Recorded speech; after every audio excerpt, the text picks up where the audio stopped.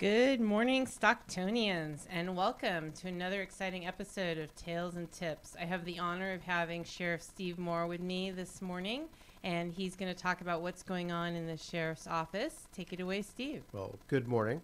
Glad to be here. State of the Sheriff's Office, we're doing excellent. Things are moving along very well. We've made some great progress, especially in the area of our community car program. This budget year, we've received our final staffing increase regarding that program. So we've now been able to reach out to most of the unincorporated communities within San Joaquin County, where we have a dedicated deputy assigned specifically to that community. And they're kept in a small geographic area so they can get more information by talking more directly to the folks in that area and improve their response times by being close to that. So that's one area that we're working on. Awesome. How many cars, how many deputies are out with cars? We have probably now 14, 15 or more out in the different communities like Lockford, Clements, Linden, Acampo, Thornton, Woodbridge. We just recently added one to rural Escalon. And let's back up just a little bit. How long have you been sheriff? Talk about your career in law enforcement.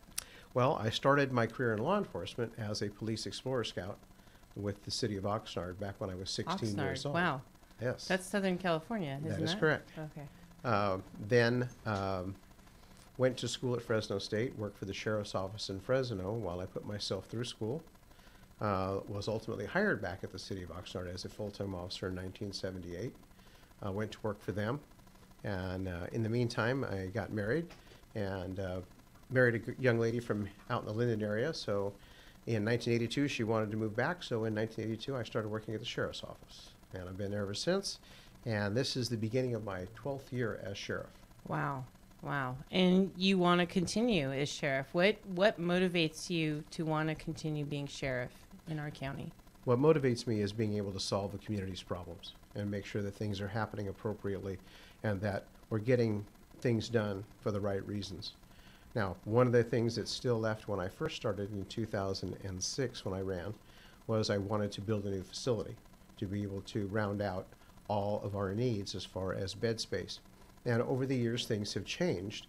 We originally were looking at a much greater population, and then with the different laws that have come to pass, our population has dropped.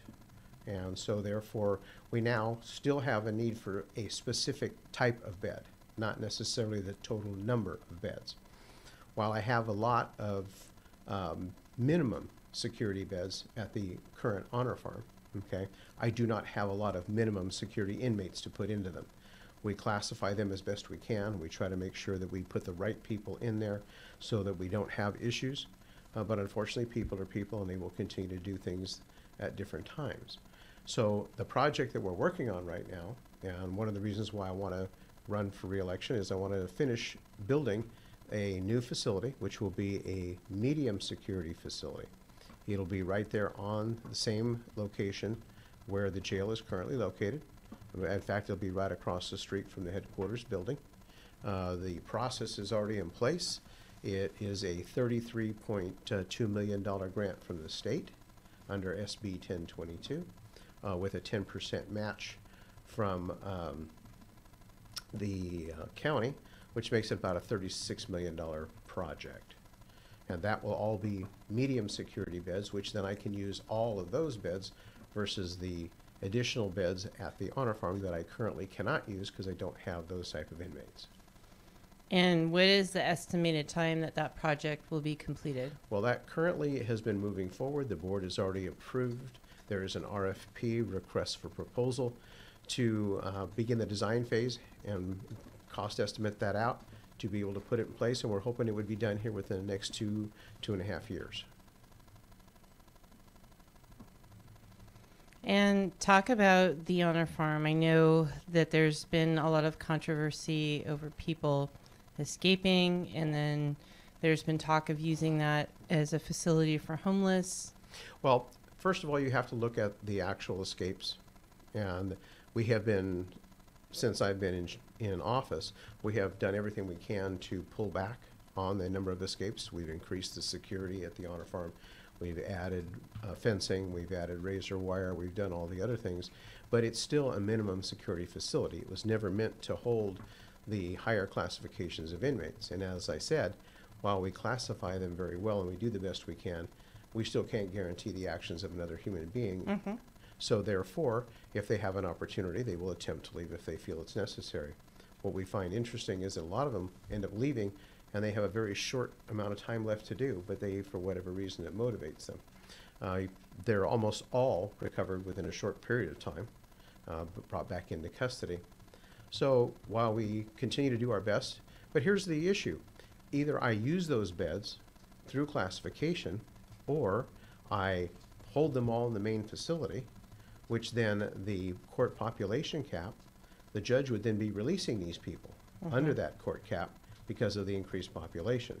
So instead of just leaving it easier for me by saying, okay, we'll just keep them all at the main jail, okay, I try to utilize all the bed space that I possibly can using our objective classification system to be able to house them to finish their sentences before they're released on the court cap. And once they're released, what do you feel are key things we can do to prevent recidivism or people coming back in committing more crimes? Well, right now, the CCP, or the Community Corrections Partnership, which was put through and is currently chaired by our probation chief, we're doing a great job at trying to do more programming with inmates, make sure they get job skill training, make sure they get other programming for substance abuse and other issues and other things to make them more viable. And those are the things that are going to help be able to make sure that people don't recidivate. Because pretty much as long as you can find a job that pays a living wage and you can put a roof over your head, pay your bills, take care of your family, you know, chances of you going back to crime are very little. Yeah, it's when those things aren't in place, and a lot of the discussion and the things that you're commenting parallel with homelessness, because we need to prepare people to be equipped to be back in society. If Absolutely. they can't handle society, then they're going to go back to what they know. Well, unfortunately, today with a lot of the homeless, either they have mental health issues, they have substance abuse issues, they have job skill issues, or they've gotten so far behind in the process that they can't seem to get ahead in order to get out from under it. So we're looking at different processes, either through the CCP to be able to provide better programs for them and wraparound services for them, so once even if they are released, they are followed up with. But in the area of the homeless, I have been working with the Homeless Task Force with the county, and I've also been working with the Ready to Work program. And with that, we have recently been able to get a lease approved for a section of the old Honor Farm, JK&L Barracks, to be able to use it as a program center for the homeless. And this is not a shelter. We're not going to be taking people just right off the street and bringing them in there. These are going to be people that have gone through the process. They're going to be screened. They're going to be looked at and analyzed as to what makes them homeless. And then they're going to work with trying to provide programming specific to their needs, along with being able to show them and get them back to the dignity of work and earning a paycheck and learning how to meet their responsibilities. And it's all based on the Doe Fund project in New York, which is very successful. And several people from the county, along with private industry, went back to the Doe Fund project to see it and see how it works. And it does work very well, though circumstances are a little bit different. The basic concepts, we believe, are sound. And through the Ready to Work program, Mr. John Mendelson, as the executive director, we believe that we can utilize this process to be able to start addressing the homeless. Because one of the biggest issues, you can go out and arrest people for loitering or camping or begging or doing anything else, but where do you put them? Yeah, it doesn't fix the problem. You put them back you put them into jail. They're going to be released because they're low-level offenders. They're going to go right back to what they're doing. We need a program that is going to allow them to get an opportunity to get out of the life, give them that option. And I believe this Ready to Work, this is a great way to go. On top of that, it's a public-private partnership. This is not all public money to be able to do this. This is money that's being raised privately to be able to fund the project. And through the county, we're providing the facility, and we're taking care of the maintenance of the building for them, but they're providing everything else that's going on with it. And to me, that's one of the exciting things, and I'm glad that you mentioned John Mendelson's name, because he's done so much work on the Homeless Task Force, and the Ready to Work program, to me, is one of the best things to come out of that, because it has a potential to make great change for so many people. Exactly. And this first phase that we're hoping to launch here very shortly is going to be our proof of concept, showing that this concept will work and that we can make the Ready to Work program viable here in this county, so that then we can move forward. And as we ultimately close the old honor farm, we have more space available. And then as we have proof of concept and things continue to work, we should be able to expand it to meet the needs of the rest of the homeless throughout the county. So we're looking to this as a solution. I know it's been longer time coming. It's been like 18 months to get this thing to this point, and it's going to be a little longer in working it, but it's well worth the effort. Well, and you want to make sure, I mean, it takes time. Just like you said, the situation in New York is different than our situation here, and it's nice that we're not reinventing the wheel, but we need to make sure that we adjust it to our needs here. Absolutely. And it's only going to work better the more that things are thought out and tested. And one other point I wanted to bring up that you said in reference to the honor farm and having the homeless there, it was never intended that the population would be mixed with people that are there not. serving time. These are all going to be in the JKNL barracks, if you will, or what will now become the Ready to Work program area. Okay, there will be staff there from Ready to Work. They will be monitored. They will be drug screened. They have to embrace the program, which means that they cannot be using drugs and alcohol. They will be checked in, checked out, tested as they need to be. And it will not be any mixing at all of those folks with any other members of the current honor farm occupation or community population that we have. And to me, this is exciting. And on the Homelessness Task Force, one thing that we really stressed is that there are so many different reasons that people are homeless, and we have to have so many different approaches. And this will work for a certain percentage of people. Other people will have different needs. Housing is one of our big limitations in our area, that there isn't a lot of low-cost or medium-cost housing in our community. And hopefully we will be able to work with that over time and have more low-income housing and hopefully prevent more people from becoming homeless with that. Well, I think it works both ways, Julie. I mean, you want to be able to have that, more affordable housing.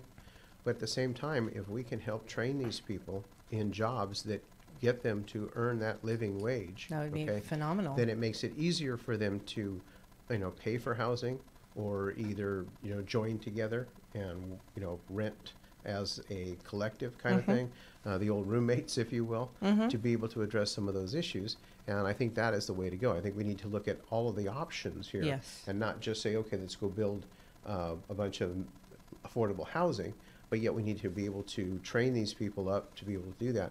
And most of these people have skills. It's just a lot of them are not currently marketable for them. Okay, so if we can retrain them, if we can refocus them and do that, then we're great. And that would be phenomenal, and not just working skills, but life skills too. Absolutely. So that they know, how do you balance a checkbook? How do you set up going to bed early so that you're prepared to get up early to be able to work in the morning? Well, you have to learn like responsibility, yes. Yes. You have to learn that, there is a requirement for you to get up and go to work. There is a requirement for you to pay your bills. There is a requirement for you to call in if you're not going to be able to make it to work. The things that you and I learned as we were growing up, unfortunately, some people did not quite grasp. And now if we can reintroduce that to them and get them on board with it, it's going to make it a lot easier for them. Hugely. It will definitely help with their success, and our goal is that people would be independent. Absolutely. Awesome. Well, let's talk about some other issues in our county. Let's talk about gangs and drugs. Well, we are still the coordinator for the Metro Narcotics Tast Force, which is the largest narcotics unit in the county. And they are being kept very busy today with a lot of different things, and marijuana is one of the major issues that's still going out there, even though with the first of the year, recreational marijuana being now legal in the state of California. So we have a lot of different things going on. I have been able to fully maintain staffing overall in that unit. We're still looking to add staff from the outlying agencies if we can, and to make it more viable as we go, but we're still in there and we're making that go, and they're, like I said, they're readily working on it. And the fact that marijuana for recreation is now legal, how do you feel that's going to impact things? Well, at the onset here, it's going to be a lot of learning curve for a lot of people. I mean, it'll be a learning curve for those individuals who choose to exercise that law and option to use marijuana recreationally. And then it'll be a learning curve for law enforcement in dealing with those people as to when and where they can do it, under what auspices they can do it. One of the biggest things that we're all very concerned with, as you well know, is driving under the influence. Mm-hmm. I mean, when, can you legally drive after consuming either marijuana edibles and or smoking marijuana or doing other things? And we don't quite have all those answers just yet. Well, and even yesterday I noticed I was watching multiple different channels and there were commercials back to back about not driving under the influence of marijuana. And I was surprised to see that already so quickly in place. Well, it is going to be a major issue. We're going to continue to work with it. And as we continue to progress through and things get defined better for us, then we'll be able to handle the situation as we go. But like I said, right now it's going to be a big learning curve. And let's go back to gangs and the concept that we have multiple generations in a family that will be gang members, and how you break that. Well, that is true. We're very fortunate. Most of our gangs are in the cities versus out in the county area, though they do range out. And my CSET team, which is the Community Special Enforcement Team, which is the arm that assists all of my community cars, okay, is our gang unit, and they take care of working with it. The idea there is to be able to get out and identify these people, give them options if they wish to take them, and make sure that they get an opportunity to get out of the life if they can. And on that note, I was going to ask you about community outreach, which sounds like it's an integral part of working with the gangs. How much community outreach is the sheriff's office able to do, and how helpful do you see that? Well, our community outreach is tied to two major programs we have, and that is our community car program and to our school resource deputy program. So as we identify young kids in the schools where we have school resource deputies that would be at risk, they can utilize the school's resources along with other community resources to address the issues with young people being more exposed to gangs or being involved with the gangs. On top of that, as we spoke of our community cars, the idea behind those is that they get to know the community. They get to take the time to get out of the car, get the opportunity to talk to people. They're authorized to shift their work schedule as necessary to meet the needs of the communities they serve. They're able to reach out to other county departments and other governmental entities to provide services for people to address those issues. And then on top of that, as when you start talking to people and you hear a little bit of information from one person, you hear another little bit of information from another person, and each of those individually don't make much, but I mean, you start stringing those little bits of information together, it now gives you a bigger picture, and you can now do more things with it. You can start putting resources, or you can start addressing issues and problems. So that's where our outreach goes. Excuse me. And do you see expanding the outreach? Well, right now we do very well. Okay. And if we get the additional staffing to do more outreach, if we work directly with that, that'll definitely be a positive. But the other area that has an influence is our Explorer program, because we have an outreach to our young people to become members of the criminal justice profession. Now, they don't have to also just want to be deputy sheriffs or correctional officers or police officers or probation officers. If they want to get involved in any of the criminal justice jobs, they can start with our program, okay? And it's for young people, age 16 and up, to be able to get involved with a program where they learn the process and learn how it works, at the same time helping to keep them out of trouble because it keeps them busy. They have a membership in an organization, so therefore they don't go out and get involved in other things as readily. They have something involved in it, and we've done very well with it. In fact, our Explorer program goes out and has been able to compete nationally with other national programs. And they did here a couple years back, and this year they'll be going to, I believe it's Illinois for the national competition. So that program is going very well. Awesome. Then in addition to that, we use our Cadet Program, which is an augment to our other program. So as you come up as an Explorer, and then you can transition into being a Cadet, which is a paid part-time position. You have to maintain a 2.0 grade average in school while you're doing these programs. And then you get to work with us, you get to see how we do things, you get to learn our processes, you get to learn what's going on. And then when you get to be 20 and a half, you can then let us know what it is you want to do. If you want to become a deputy sheriff, we send you to the academy. If you want to become a correctional officer, we work with you to get you on the hiring list, or whether it's correctional officer or any of the other jobs, at the sheriff's office. Because these young people have already seen, we already have developed the work ethic, they know how to do things, so it makes it a lot easier for us. And it's a great recruiting tool because it helps us take care of some of our attrition that we normally experience because these new people are coming into the program. So that program is working very well. Awesome. Also, we have 12 plus cadets at any one point in time to be able to keep them involved and doing things. And then even if they want to continue on with their education and get their four-year degrees or become district attorneys or whatever, we work with them and transition them from cadets into other part-time temporary jobs within the sheriff's office while they continue to put themselves through school, because we want to see them be successful throughout the process, because we see a great need within our profession to be able to do that. Well, and you're also getting to mold them that whole time and getting to know them and work with them, and then they're familiar with the system. So that's a win-win for everyone. Absolutely. That's awesome. Talk about body cameras. We have started our body camera program. We have recently just finished the latest request for proposal on that, and we'll be fully implementing body cams in our operational divisions. And then as a second phase follow-up to that, we will then be adding body cameras to our custody division, involving our staff there also. We see value in them. We'd like to continue going on. We want to make sure that we have the right camera that will give us the best option for the price and the cost, and give us the most variable applicability to our situation.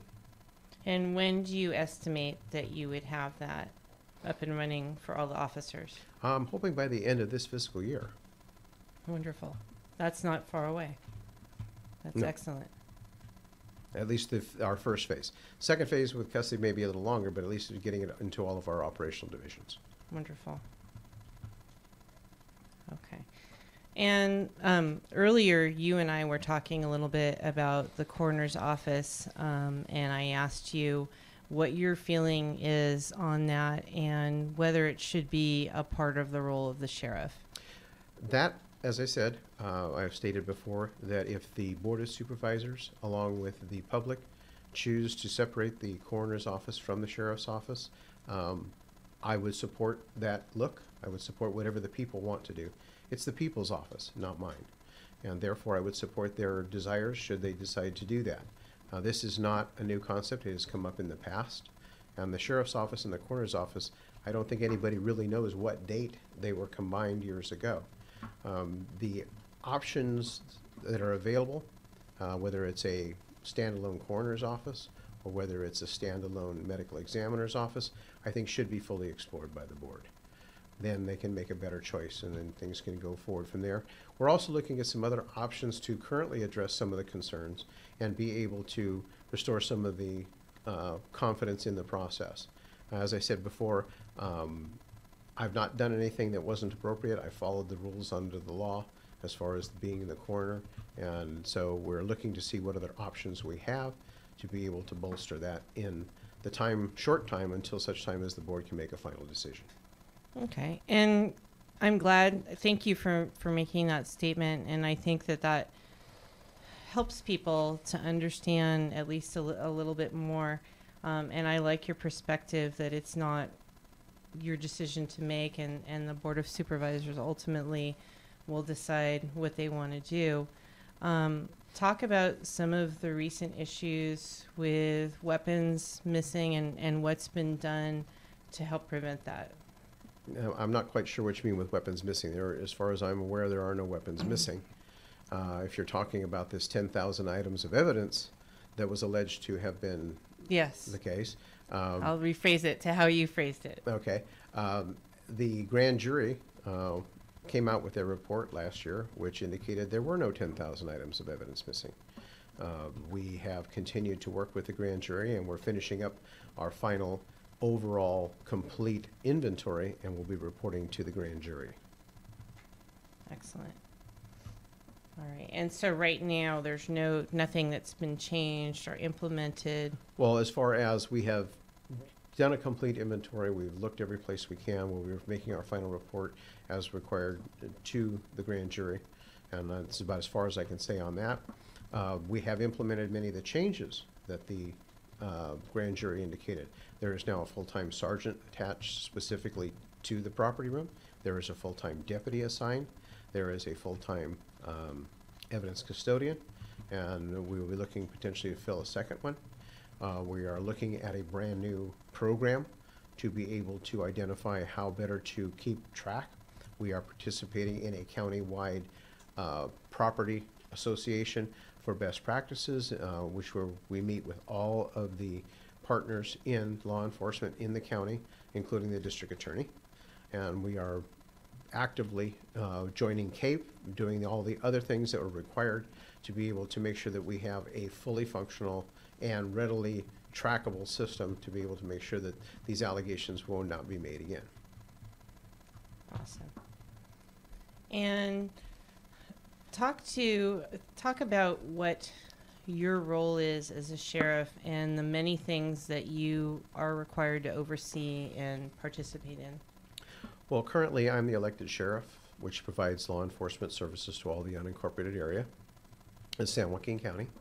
I'm the coroner, which I provide coroner services to all people in San Joaquin County. I'm also the elected public administrator, so I provide public administrator services to all residents, whether in the county or the city, with those services.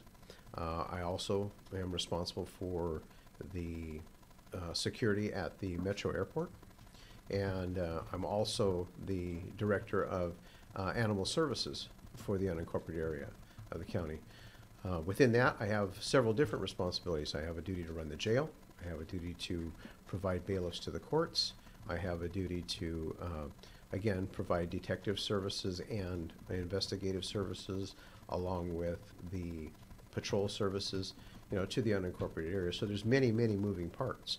On top of that, I also have a responsibility to provide civil service on civil issues through the courts and to all persons in the county. So, as I said, there are a lot of different and varied responsibilities that go on with it. Thankfully, I have good staff, and they're working hard to help make all those things work. And how much staff do you have? How many deputy sheriffs, et cetera, are there, and how many administrative people? Well, I have about 850 employees total, allocated employees. Of those, about 320 are correctional officers. Another 330 or so, I think, or maybe a little less, are deputy sheriffs, and that covers all the deputy sheriffs. So we're spread out. We've been doing very well, and as I said, I said earlier that we added our final section on our community car program this fiscal year to be able to bring that program up. We're working that one. We're also started a program with our coroner's office that we now are exempting day shift Monday through Friday from having to do coroner's cases. So patrol doesn't have to do coroner's cases. And then how we did that is we provided 2 additional investigators to our coroner's division to handle those coroner's cases during the week, which leaves the patrol staff freer to be able to handle calls for service to the public. Now, the initial returns on that study show that we're meeting the same response times, and our quality is as good or better. So we'll finish up the study, and then we'll make a recommendation for additional staffing to the board in our next budget request to be able to maybe add the additional staffing to the coroner's division to be able to make that a more permanent assignment.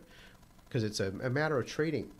If I can take a couple of people for patrol or get new allocations and put them into coroners, okay, and then I'm freeing up a patrolman between 2.5 to 4 hours, depending upon when they have to do coroners cases, to be able to have them available to handle calls for service.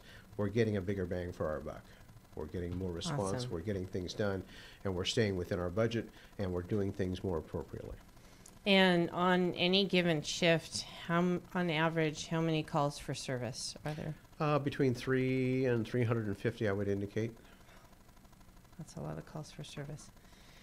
What is the most challenging part of your job? What's the most difficult or frustrating?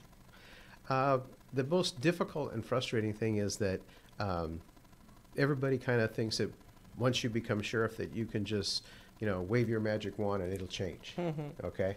And you can make this happen and you can make that happen. And while we do a lot of positive things, and we have, as you can see, the things that we have done, it takes time. We've been working, like I said, we talked about the homeless issue. We've been working on that for almost 2 years. And it's not like, why are we having to wait longer? Well, because it's a complex issue. You have to work through all the others.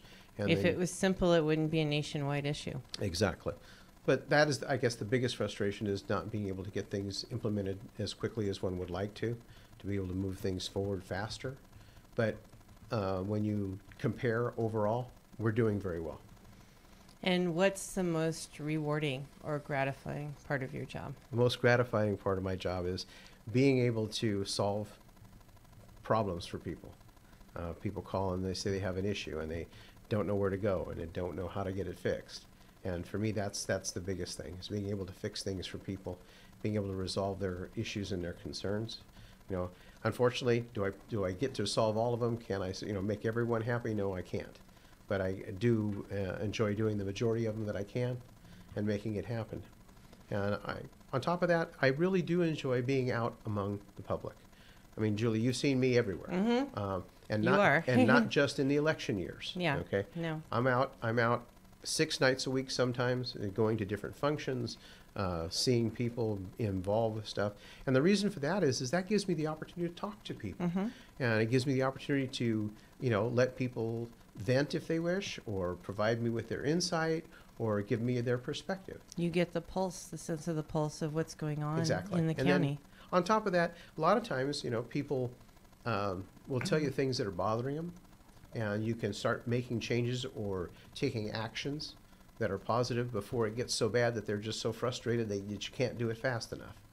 So, like I said, you've seen me everywhere, and I'm out there because that, I believe, is part of my job. My job is to have, give the public access to me, be able to see me and talk to me. And how can the community support you more? The community can support the sheriff's office, and not just me, but the sheriff's office, by calling things in when they see them, okay? Making sure that we're aware of their issues.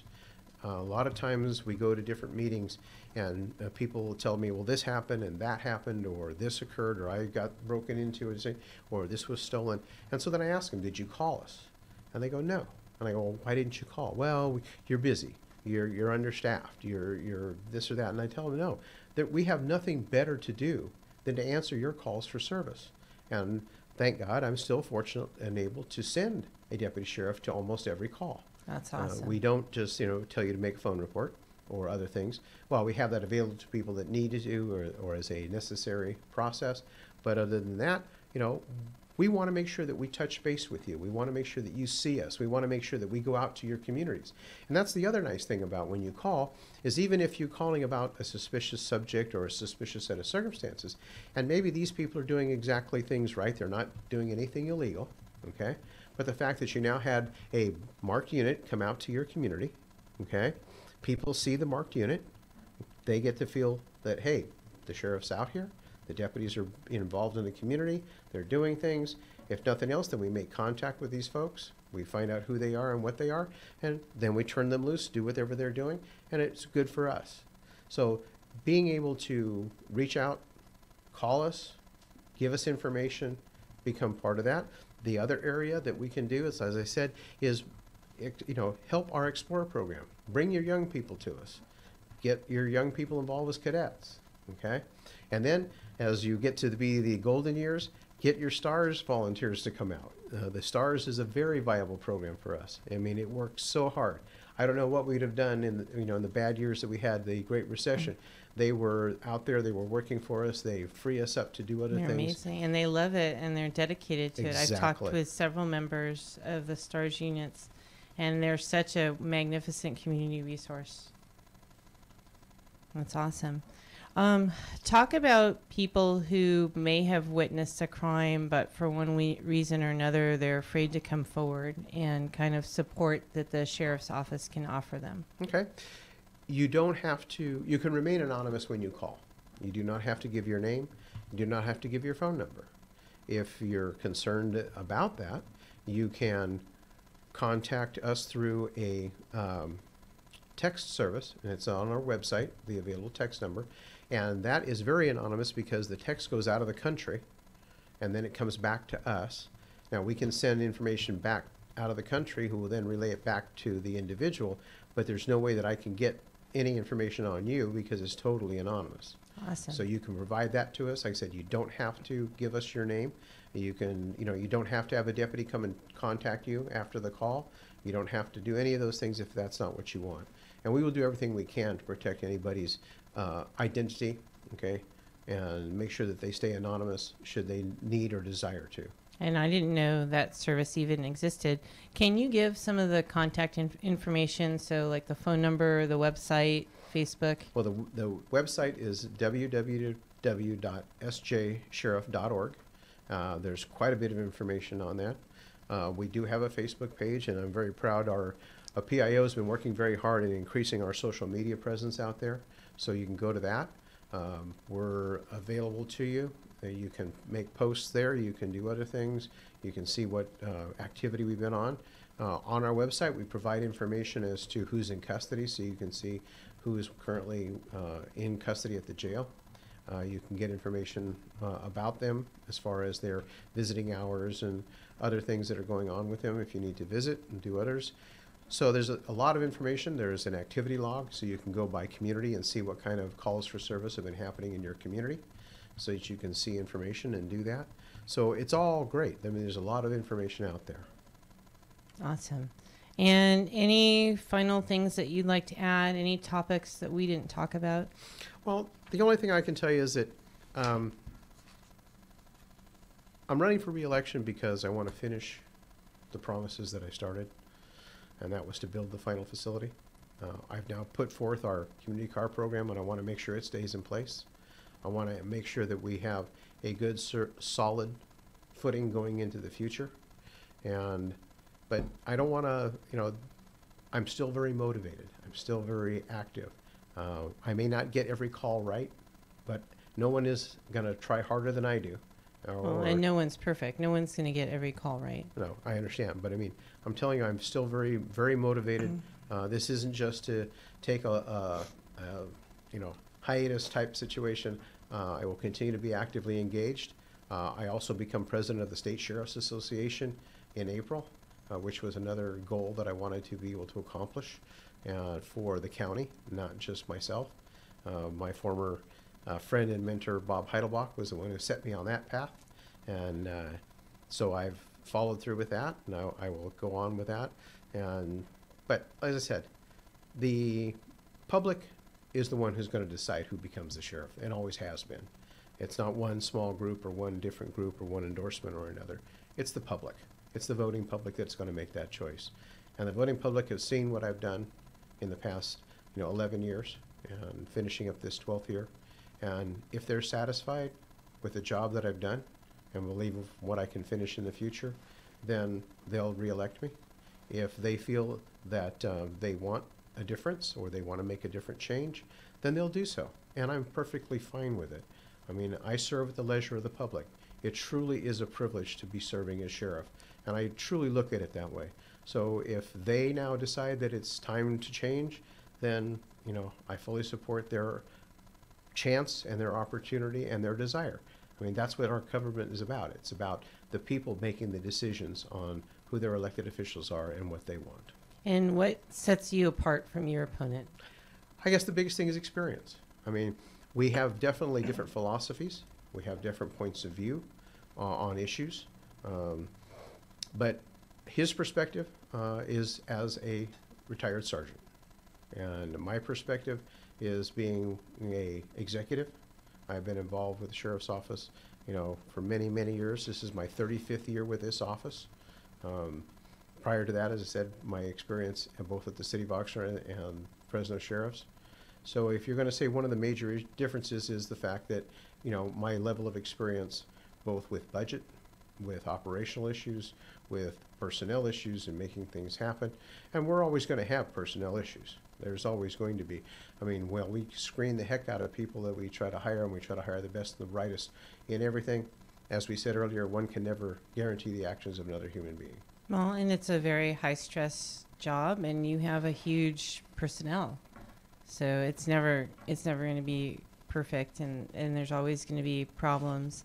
And it's more how you deal with the problems as they come up.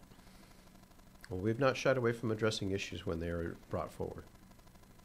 All right. And any final comments that you'd like to make? No, I just want to thank you. I'd like to wish everybody a happy and prosperous 2018. Looking forward to the new year, and we'll see what happens during the course of that year. All right. Well, thank you. I really appreciate you coming out and talking with us today.